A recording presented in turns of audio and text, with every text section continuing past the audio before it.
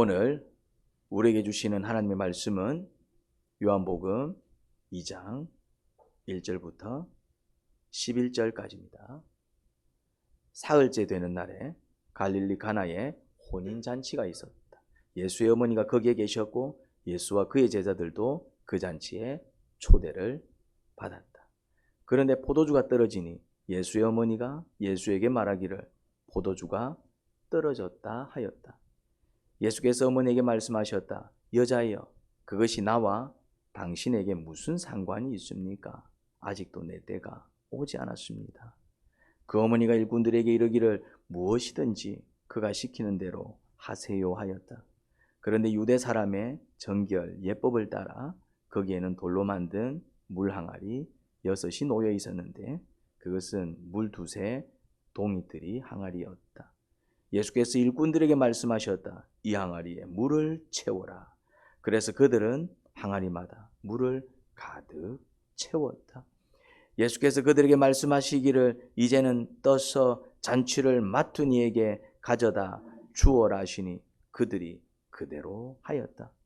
잔치를 맡은 이는 포도주로 변한 물을 맛보고 그것이 어디에서 났는지 알지 못하였으나 물을 떠온 일꾼들은 알았다. 그래서 잔치를 맡은 이는 신랑을 불러서 그에게 말하기를 누구든지 먼저 좋은 포도주를 내놓고 손님들이 취한 뒤에 덜 좋은 것을 내놓는데 그대는 이렇게 좋은 포도주를 지금까지 남겨두었구려 하였다. 예수께서 이 첫 번 표징을 갈릴리 가나에서 행하여 자기의 영광을 드러내시니 그의 제자들이 그를 믿게 되었다. 아멘.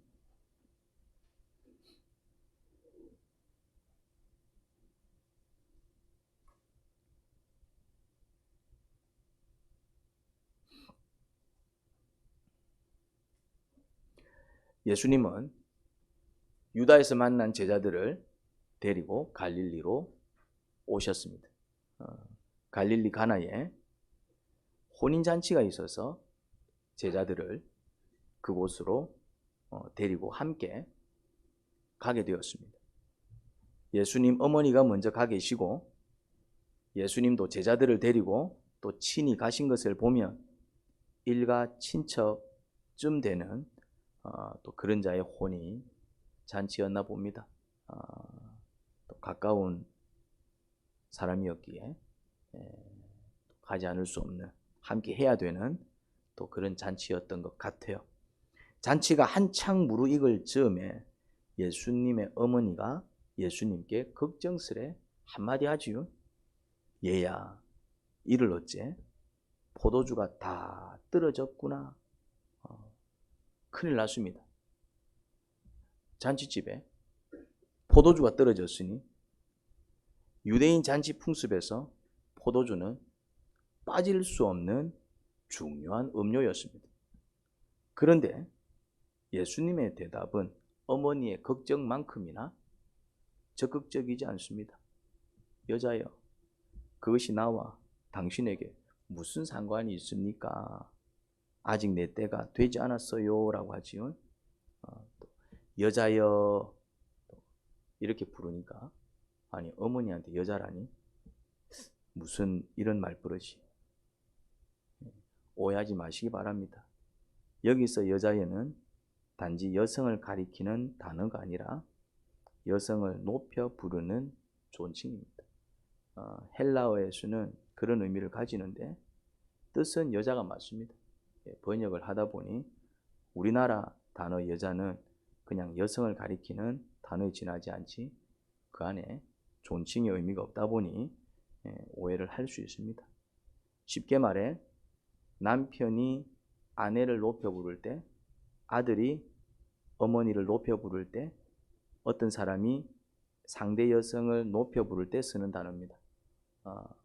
이 단어는 남편이 아내를 부를 때 쓸 수 있는 단어고요. 우리나라에서는 안 그렇죠. 우리나라에서 어떤 남자가 여자여 이럽니까? 여자야 이리 와봐라 이라. 우리나라 이제 단어와 이제 헬라의 단어에 이제 차이가 있습니다. 이 단어는 여자라는 뜻을 가지고 있지만은 또 남편이 여자를 아내를 공손하게 부를 때 쓸 수 있는 뭐 굳이 그 사극을 보면 양반집에서 아내를 부를 때 뭐라고 부릅니까? 부인, 이리 좀 와보시오, 이런 그런 표현을 쓰지 않습니까? 그럴 때는 이제 그 부인이라는 뜻이 여자라는 뜻이잖아요. 여자를 가리키잖아요. 그런데 부인이라는 말은 또 아내를 또 공손하게 높여 부를 때 쓰는 호칭입니다. 그렇듯이 예수님이 어머니한테 사용했던 이 여자여라는 단어는 금방지게 여자야 이런 어떤 의미가 아니라 아들이 어머니를 높여 부를 때, 남편이 아내를 또 공손하게 부를 때, 혹은 또 어떤 사람이 또 상대 여성을 또 존중하며 부를 때 쓰는 호칭입니다.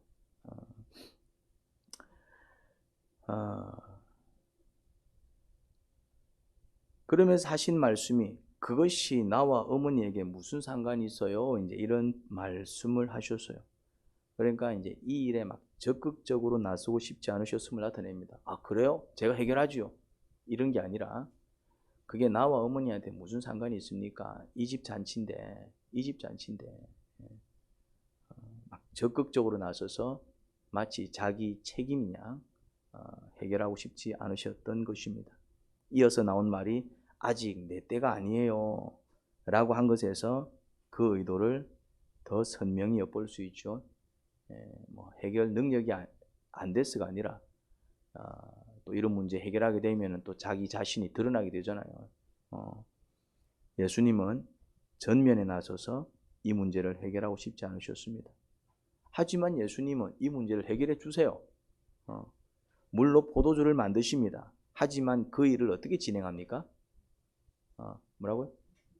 그렇지. 은밀하게, 조심스럽게, 은밀하게, 몰래 진행합니다. 사람들 앞에서 보란 듯이 기적을 일으키지 않으셨어요. 물을 붓고 포도주로 변한 물을 직접 떠다 갖다 준 종들, 뭐 몇 명 될지 모르겠지만 뭐 몇 명 안 될 겁니다. 그리고 이제 본 것을 또 본 대로, 들은 것을 들은 대로 말할 수 없는 그런 종들이죠. 종의 신세라는 게 그렇습니다. 그냥 입 다물고 봐도 못 본 것처럼 들어도 못 들은 것처럼 그냥 시키는 대로만 하는 신분이 종인 것이죠. 그 종들 몇 명만, 그리고 이제 옆에서 또 예수님의 기적을 지켜보던 예수님 제자들 외에는 아무도 그 사실을 몰랐습니다. 그러니 예수님께서 문제는 해결해 주셨는데 어떻게? 조용히, 은밀하게, 자기 자신을 드러내지 않으셨습니다. 그런 의미였어요. 조심스럽게 사역을 하시는 것을 봅니다. 그러니 예수님의 말씀은 건방지게 어머니 부탁을 일방적으로 거절한 말씀은 아니었습니다. 문맥적으로 안 맞습니다. 그러면은 문제를 해결하면 안 되는데 문제를 또 해결해 준 것을 보면은 그 말의 의미가 나랑 상관없으니까 나한테 그런 소리 하지 마세요. 이런 어떤 의미는 아니었던 것 같습니다. 앞뒤 저는 문맥을 봤을 때 결국 어머니 말씀을 듣고 또 문제를 해결한 것을 보면은 그 표현이 일방적인 어떤 거절이 아니라 적극적으로 나서서 문제를 해결하고 싶지 않으셨던 또 주님의 마음을 엿보게 만듭니다. 가나 혼인잔치에선 예수님의 사역이 상당히 소극적입니다. 만약 모두가 보는 앞에서 물을 포도주로 바꾸었으면 어떻게 됐을까요? 이제 사람들이 다 보는 앞에서 무슨 마술쇼도 아니고 말이지. 여러분 죄송합니다. 포도주가 다 떨어졌습니다. 근데 걱정하지 마십시오. 내가 누굽니까? 내가 하나님의 아들이요. 이런 건 아무 문제가 안 됩니다. 종들 물 퍼가 와. 막 물을 붓습니다. 떠다 줘. 뭐 맹물을 마시라고. 마셔봐. 일단 마셔봐. 색깔부터 다르잖아. 마셔봐. 그러고 이제 마셨는데 진짜 막 맛이 다르면 어떤 일이 벌어지겠습니까? 우와 막 난리가 나지 않았을까요? 혼인잔치의 주인공은 누굽니까? 이제 신랑과 신부가 주인공이죠. 모든 손님들의 관심이 누구를 향합니까? 신랑을 향하고 신부를 향하고 그들을 축하해 주지요. 그런데 예수님께서 모든 사람들 앞에서 물을 포도주로 바꾸면 주인공이 한순간에 바뀌겠죠. 누구로? 예수님.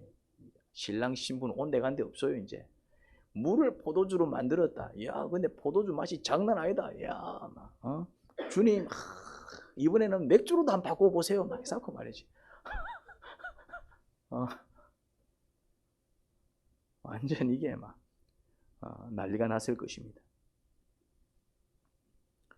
그런데 예수님은 그렇게 하지 않으셨습니다. 우리가 생각할 때는 그런 방식이 훨씬 더 전도에 효과적일 거라 여겨집니다.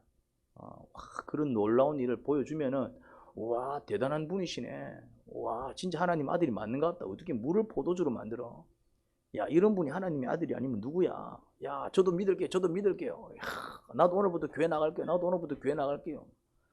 교회가 부흥할 것이고 예수님의 제자가 더욱 늘어날 것이고 하나님의 나라는 막 무섭게 확장하겠지요. 그런데 예수님께서 그렇게 하시지 않은 것을 보면 그런 방식이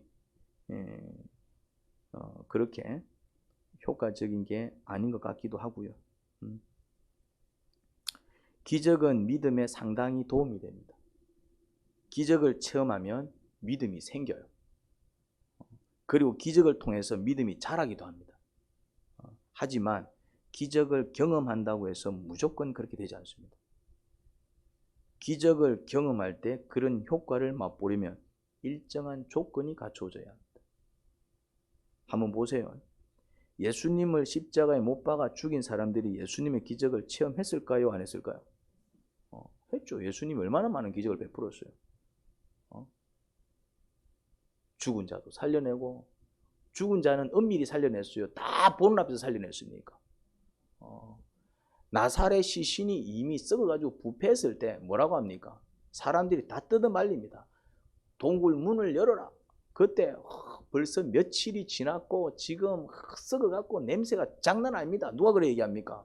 거기 있던 사람들이 얘기하잖아요. 은밀히 조용히 살려낸 게 아닙니다. 굴을 열어라. 동굴을 열어라. 그러고 얘기하죠. 뭐라고요?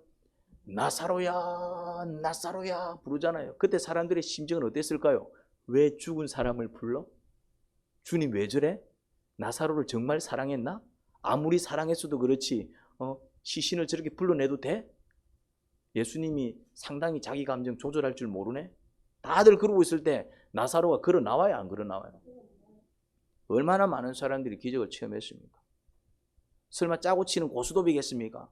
자기들 눈앞에서 나사로가 죽는 걸 자기들이 시신 다 처리하고 다 장례 치르고 다 관에 넣어가지고 다 의아하고 말이지. 그래 이제 다 넣어갖고 닫은 거 아닙니까? 그때는 예수님이 있지도 않았어. 그때는 뭐 그뿐만이 아니잖아요. 그뿐만이 아니잖아요. 분명히 먹을 게 없는데 오병이어를 가지고 자기도 눈앞에서 말이지 떡을 떼어서 주는데 떡은 끝도 없이 떨어져 나오고 빵은 고기도 끝도 없이 떨어져 나오고 그래갖고 막 배 터지게 먹고 막 보는 앞에서만 문둥병자가 났고 얼마나 많은 기적을 체험했습니까? 했다 이 말입니다. 그런데 그들이 전부 예수님을 믿고 따랐습니까? 아니면은 예수님을 잡아 죽였습니까? 기적을 체험했다고 해서 다 믿음을 갖는 건 아닙니다. 어떤 자들이 기적을 체험하면 그 기적이 믿음이 생기거나 또 믿음이 성장하는 데 도움이 될까요? 어떤 사람이 기적을 체험합니까? 그럼 어떤 조건을 갖춘 자들이 기적을 체험했을 때 정말 믿음이 생기거나 믿음이 성장할까요? 자, 봅시다. 예수님께서 기적을 은밀하게 베푸셨습니다. 몰래 베푸셨어요. 누구만 알았죠? 예수님 명령에 물을 항아리에 붓고 그것을 떠서 사람들에게 나눠준 종들입니다. 그리고 누굽니까? 예수님을 따라온 제자들입니다. 예수님을 따라온 제자들. 자, 봅시다. 예수님의 기적을 본 제자들은 어떤 반응을 보였지요? 11절에서 그의 제자들이 그를 믿게 되었더라. 예수님을 믿고 따라왔는데 그들은 유다에서 따라온 사람들입니다. 일단 자기의 모든 것을 버리고 그냥 예수님을 믿고 따라온 자들입니다.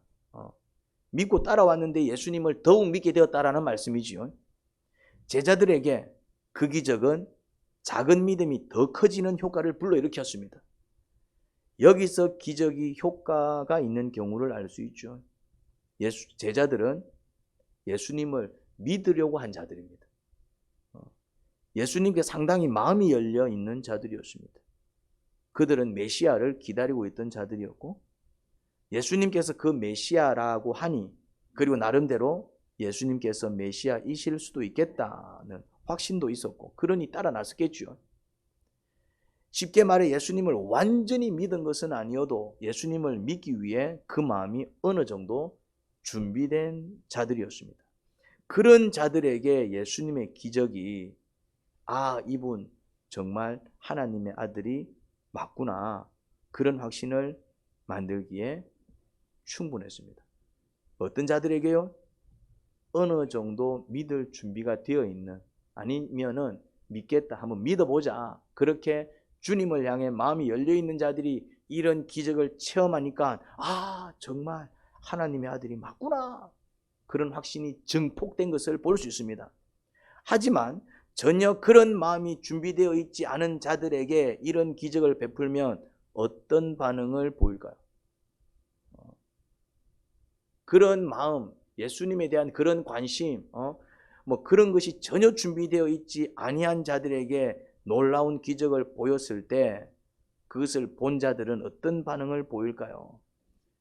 예수님께서 너무나도 대단하시기에 가만히 뒀다간 우리들의 지위를 앗아갈 수도 있겠다. 그런 위협적인 인물로 볼 수도 있고요. 그런 자들이 바로 종교 지도자들이었습니다.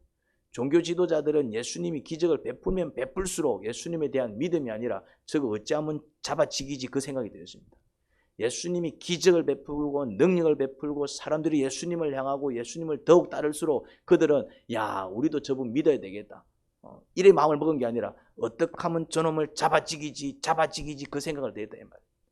예수님의 두각이 드러나고 능력이 드러나고 영광이 드러나고 막 놀라운 일을 펼쳐 보일수록 그들은 어떤 마음을 더 굳혔다고요? 저놈을 어떻게 잡아치기지.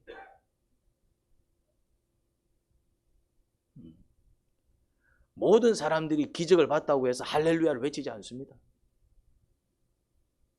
그러니까 여러분들 기적을 베풀 때 조심하셔야 됩니다. 하나님의 은혜를 나타낼 때 조심하셔야 됩니다. 하나님의 영광을 나타낼 때 조심하셔야 됩니다. 그 사람이 그 영광을 맛볼 준비가 되어 있을 때, 들을 귀가 있을 때, 들을 마음이 있을 때, 볼 수 있는 눈이 있을 때 이렇게 펼쳐 보일 때에 그것이 믿음으로 이어지지 전혀 준비되어 있지 아니한 사람들한테는 오히려 역효과가 일어날 수 있습니다. 예수님께서 그걸 조심하셨어요. 지금 여기 온 사람들은 예수님 믿으려고 왔어요? 술 마시려고 왔어요? 예수님 믿으려고 왔어요? 잔치하려고 왔어요? 무슨 말인지 이해됩니까? 그들이 이 제자들은 왜 여기 왔습니까? 이 제자들은 이 잔치하고 아무 상관없어. 예수님 때문에 온 거야. 그럼 예수님을 따라서 왜 여기까지 왔는데 예수님이 메시아라고 하니까 정말 이분이 메시아가 맞을까? 메시아 같기도 하고 정말 맞으면 따를 거고 아니다 싶으면 돌았을 거고 그들의 마음은 예수님을 향해서 어떤 마음이었습니까? 관심을 갖고 있었고 정말 메시아라면 이분을 영접해야 되는데 그런 제자들에게 기적은 믿음을 증폭시키는 매개체 역할을 했지만 거기에 와 있는 사람들은 예수님 믿으려고 와 있는 사람들이 아니다 이 말입니다. 예수님에 대한 관심도 없고 이유는 잔치 때문에 왔다 이 말입니다.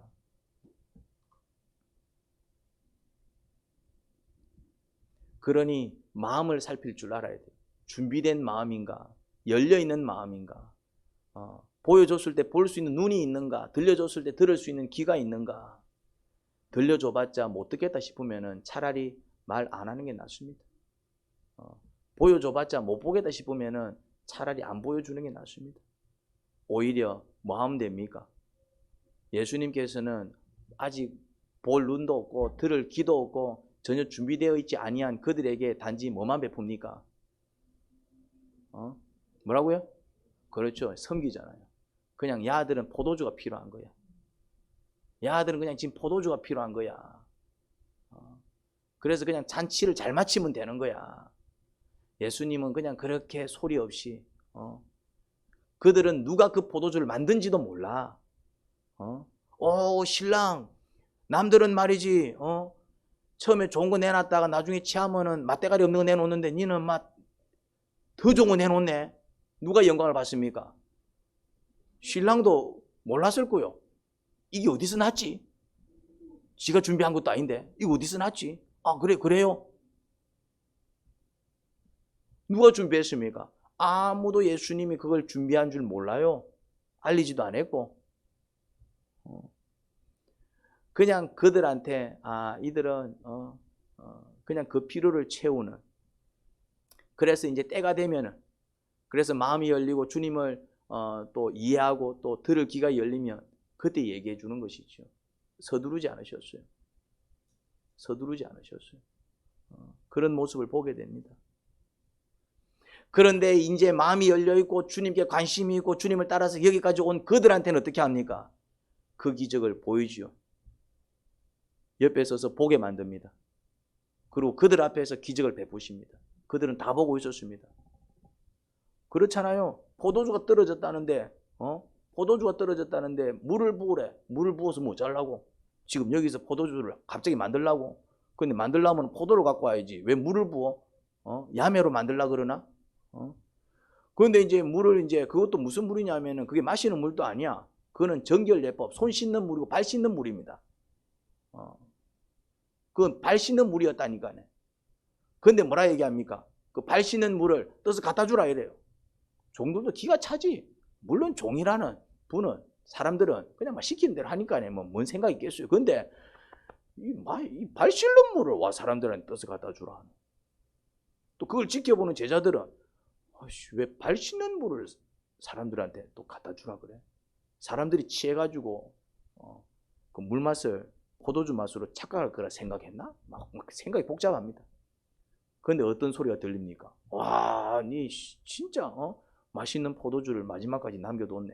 막 신랑이 칭찬 듣고 있는 거예요. 이제. 가서 보니까 진짜 붉은 포도주로 바뀌어가지고 막 더 맛있게 마시고 있는 거예요.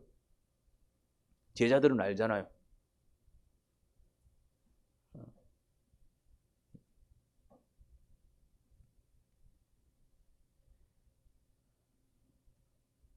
예수님을 메시아로 믿으려고 하는 자들에게 기적을 베풀어 주며 주님을 메시아로 받아들이고 예수님을 통해서 하나님 앞으로 나아가려고 합니다. 여러분, 메시아가 무엇입니까? 헬라어로 메시아, 히브리어로 메시아, 헬라어로 그리스도 같은 말입니다. 그 우리말로 번역하면은 하나님께 기름을 부음을 받은 종이라는 뜻입니다. 기름 부음을 받은 자 이런 뜻입니다. 근데 무슨 말이냐면은 하나님께서는 누구한테 기름을 부으십니까? 내가 왕으로 세워야지, 내가 선지자로 세워야지. 이제 하나님께서 이제 종으로 세워서 일을 시킬 때 뭐 한다고요? 기름을 붓습니다. 그러니까 이제 하나님의 종이라는 뜻이고, 그 메시아는 이 땅에 왜 오셨는데? 이 땅을 구원하기 위해서. 그래서 구주, 구세주 이런 의미입니다. 메시아는.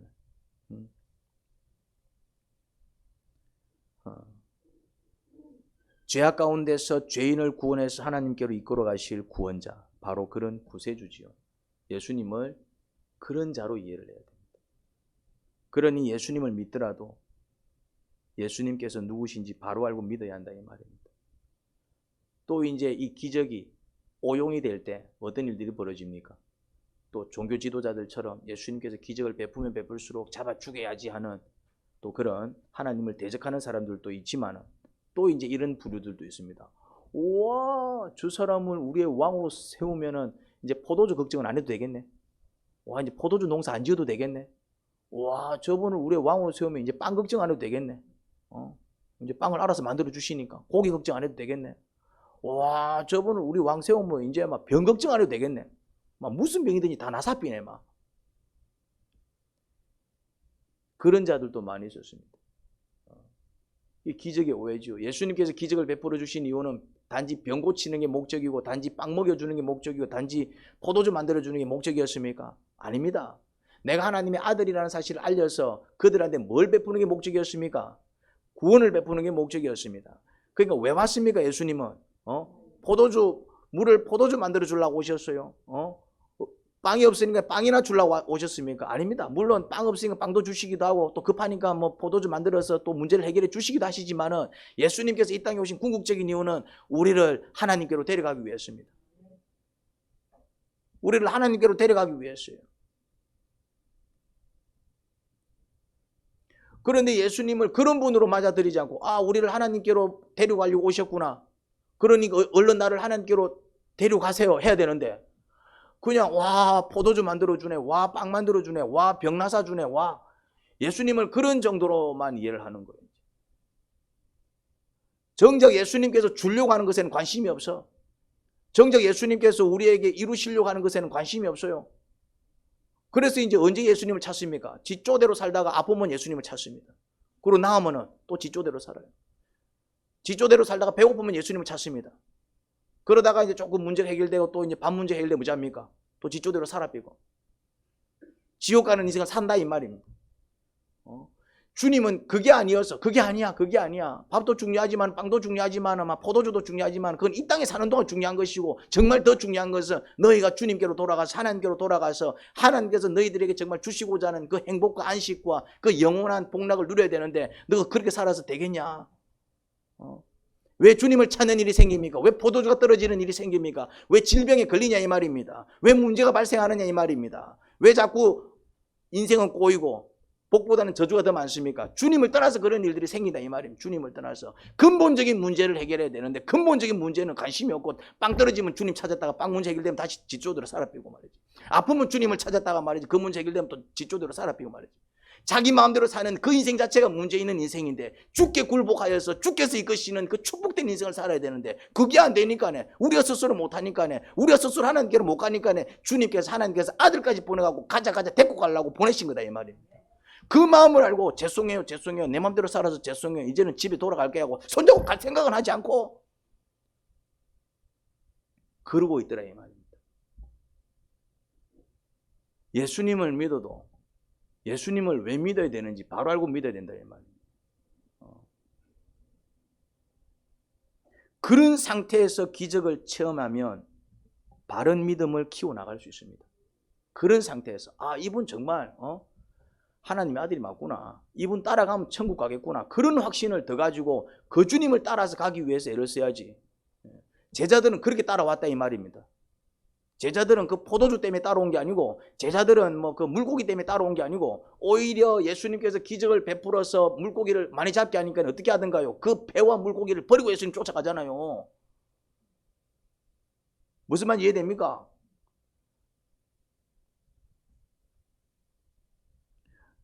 그런 개념은 정립되어 있지 않는데 기적만 추구하게 되면 되레 그 기적은 인간들을 더 악하게 만드는 역효과가 되기도 합니다. 제가 그런 이유 때문에 요즘은 치유사역을 하지 않습니다.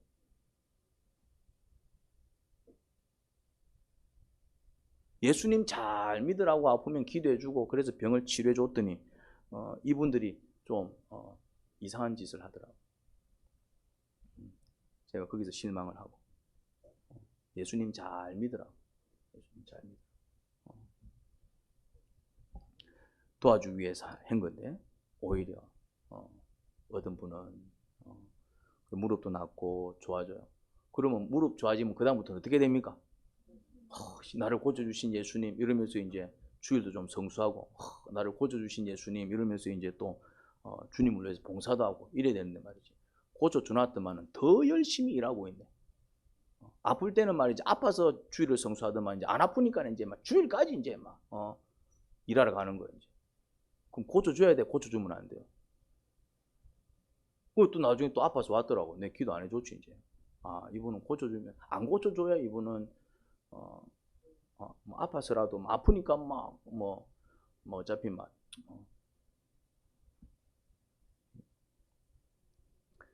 무슨 말인지 이해됩니까? 주님을 찾는 이유가 그렇게 되면 안 됩니다.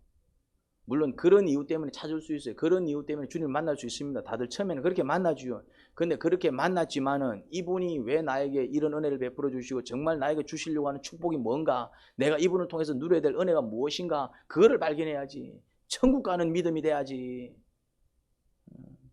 천국 가는 믿음이 돼야죠. 이 땅에서 뭐 포도주만 마시다 끝낼 겁니까? 신앙생활이 그저 내 문제를 해결하기 위한 수단이 되어서는 안 됩니다. 물론 문제가 생겼으면 당연히 주님께 아뢰어서 문제 해결 받아야죠. 그런데 신앙생활이 단지 문제 해결을 위한 수단만이 되어서는 안 돼요. 그걸 뛰어넘어야 합니다. 할렐루야.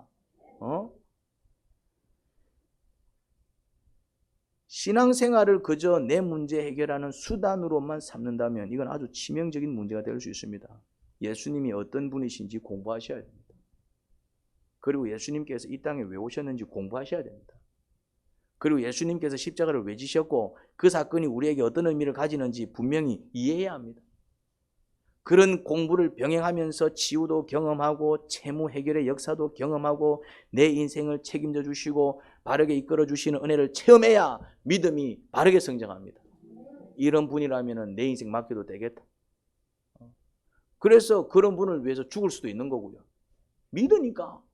그런 분을 위해서라면 때로는 손해도 감수하는 거예요. 왜? 믿으니까.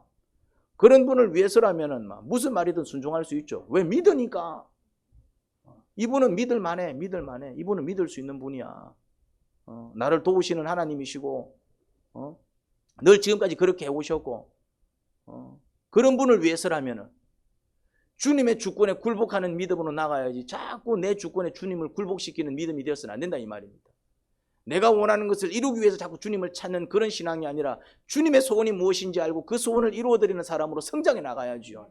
아이들은 처음에 이거 사주세요 저거 사주세요 안 된다 왜 안 되는데 막 땡깡지기고 그게 아이들입니다.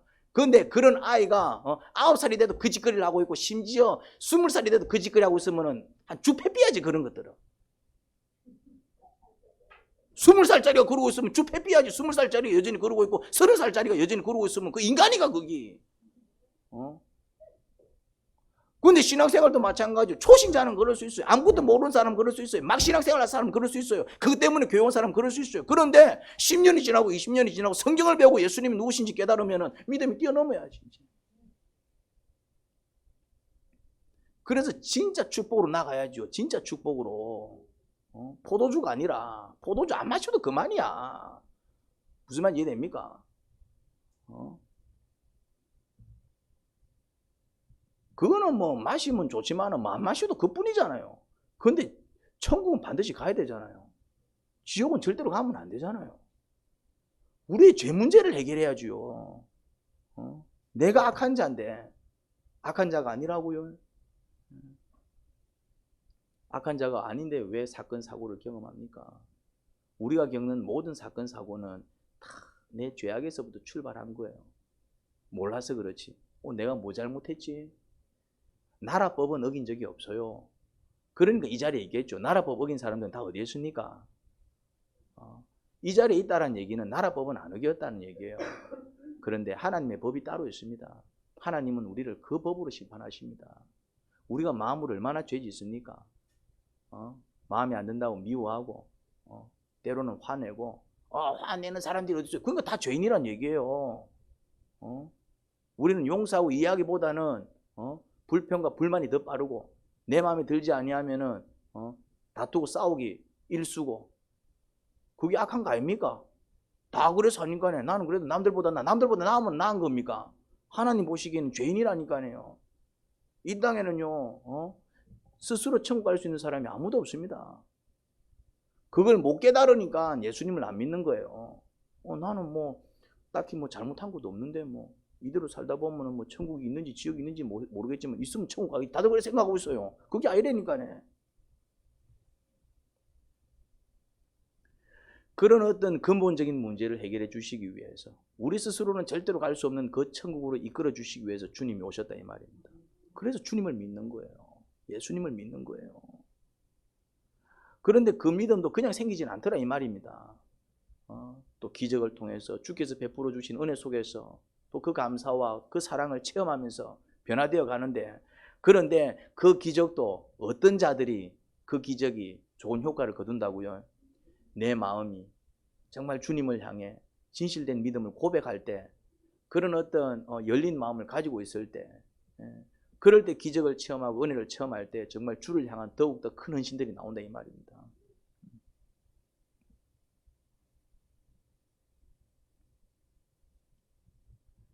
그러니 내가 예수님의 종이 되는 믿음을 가지시기 바랍니다. 예수님을 내 종처럼 부리는 믿음이 되어서는 안 될 것입니다. 바른 신앙을 배워야 합니다. 미신 신앙을 배워선 안 됩니다. 적용을 한번 해보겠습니다. 내 믿음은 바른 신앙일까? 한번 고민해 보시기 바랍니다. 내 신앙은 바른 신앙일까? 아니면 아주 미신적인 신앙일까? 나는 지금 어떤 신앙생활을 하고 있는가? 묵상해 보시기 바랍니다. 또 그렇게 생각한다면 이유가 뭡니까? 바른 신앙은 어떤 신앙일까요? 또 미신적 신앙은 또 어떤 신앙일까요? 한번 생각해 보시기 바랍니다. 내가 바른 신앙을 가지기 위해서 어떤 노력을 해야 될까? 묵상하는 시간을 가져보시기 바랍니다. 하나님 아버지, 제 믿음은 바른 신앙입니까? 아니면 미신적인 신앙입니까? 믿는다고 해서 다 같은 믿음이 아닌 줄 깨닫습니다. 오늘 이 시간 제 믿음을 점검해 봅니다. 제 믿음의 실상을 보여주세요. 만약 제 믿음에 미신적인 요소가 있다면 발견케 하시고 그런 부분을 회개하게 하세요. 바른 믿음으로 아버지를 섬기고 성령님을 따르고 예수님을 믿고 전하고 싶습니다. 예수님 이름으로 기도합니다. 아멘.